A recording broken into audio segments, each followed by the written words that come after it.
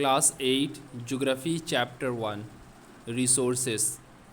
We are going to start. Some of the questions have been given at the end of the chapter. So it is vital to understood these kinds of questions answer. So I am going to explain the questions answer. Okay. The first question is, why are resources distributed unequally over the earth? हमारे पृथ्वी में या हमारे अर्थ में resource unequal क्यों नज़र आते हैं चारों तरफ? Okay, so the answer is the distribution of resources depend upon a number of physical factor like terrain, like climate, altitude. All these factors are not same everywhere and vary from place to place on the earth. Hence the distribution of the resources is unequal. हमारे अर्थ के ऊपर resource का distribution होना या depend करता है कि वहाँ की फिज़िकल फैक्टर किस तरीके से है. लाइक टेरेन मीन्स वहाँ की अर्थ की बनावट किस तरीके से है, फॉर्मेशन ऑफ अर्थ किस तरीके से है, वहाँ की क्लाइमेट किस तरीके से है, वहाँ की अल्टीट्यूड यानी कि ओशियन लेवल से किस हाइट पर है वो वहाँ की ज़मीन. All these factors are not same everywhere and vary from place to place on the earth. Hence the distribution of resources unequal. इस तरीके से ये जो फैक्टर्स है वो हर तरीके से एक तरह नहीं है, बल्कि वो एक प्लेस से दूसरे प्लेस में वैरी करता है, डिफरेंस है. इसलिए हम कह सकते हैं कि रिसोर्स जो है वो अनइक्वल डिस्ट्रीब्यूशन है हमारे अर्थ पर. Question 2, what is resource conservation? Resource conservation किसको कहते हैं? Resource conservation means using resource carefully and giving them time to get renewed. Resource conservation का मतलब होता है कि हम लोग रिसोर्स को केयरफुली बहुत ही ध्यानपूर्वक यूज़ करें और उसे टाइम दें कि वो दोबारा जो है वो रिन्यू हो पाए. Okay, question 3, why are human resources important? Human resources क्यों इम्पॉर्टेंट है? Point 1, people are human resources and human resources are important because they can make best use of the nature to create more resources. people जो है वो human resource है और human ही जो है resource के लिए important है क्योंकि वो नेचर का सबसे अच्छा इस्तेमाल करता है और उसके बाद नए तरीके का रिसोर्स बनाता है. Point 2, also the development of other resources solely depend upon the human resource as they do so by applying knowledge, skills and technology. बोला है कि रिसोर्स का जो डेवलपमेंट है वो पूरे तरीके से ह्यूमन रिसोर्स के ऊपर ही डिपेंड है क्योंकि ह्यूमन ही जो है अपने नॉलेज, अपने स्किल और अपने टेक्नोलॉजी को अप्लाई करता है रिसोर्स के ऊपर. Okay, question 4, what is sustainable development? Sustainable development क्या है? Balancing the needs to use resources and also conserve them for the future is called sustainable development. In other words, the carefully utilizing the resources so that besides meeting the present requirement it also takes care of the land need of the future generation is what is known as sustainable development. Balancing the needs, अपनी ज़रूरत को एक balance में लाना और resource को futures के लिए जो है वो इस्तेमाल करना, रख देना. इस तरीके से हम लोग सस्टेनेबल डेवलपमेंट उसको कहते हैं.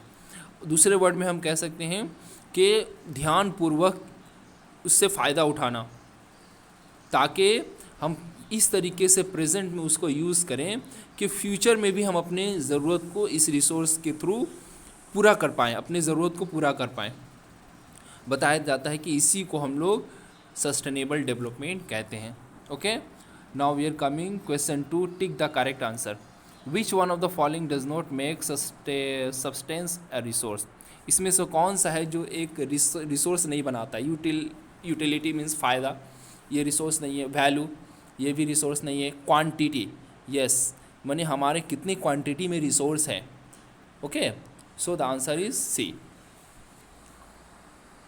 Question 2, what name a human made resources? Human के थ्रू बनाया गया एक रिसोर्स का नाम बताओ.